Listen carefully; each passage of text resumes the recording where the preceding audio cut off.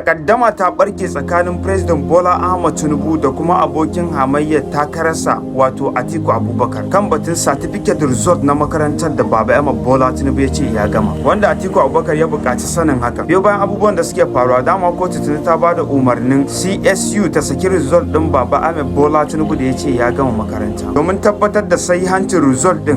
Jeje aka saki result din amma har ya baza gari yanzu haka, da inda a yanzu haka ake zargin cewa mai girma Baba Ahmed Bola Tinubu har ya gama makarantarsa a matsayin mace ya gama, wanda da ake zargin ma bai kammala makarantar ba. Wannan shine result din na Baba Ahmed Bola Tinubu, kuna ganin shi a sama. Cikin certificate din nan za ku ga bangaren gender, mai girma President Bola Ahmed Tinubu a matsayin mace yake har ya gama karatunsa. Na ce ko wurin mistake aka yi, masu kallon mu ko za ku bambance wannan. Bai bayan duka waɗannan abubuwan ne a jiyan gidan jarida a Rise News cikin wannan bayanin nasu suka tabbatar da duniya cewa Baba Ahmed Bola Tinubu fa certificate result din da ya ba INEC ba mai kyau bane, forged ne, wanda a yanzu haka sun je sun goge wannan tweet din na ce you dey play, inda kuma kakkausan muryar Baba Ahmed Bola Tinubu ta fito daga cikin wannan bidiyon mu saurara tare da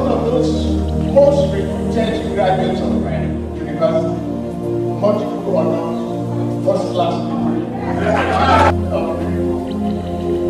I've nothing to offer but questions and doubts.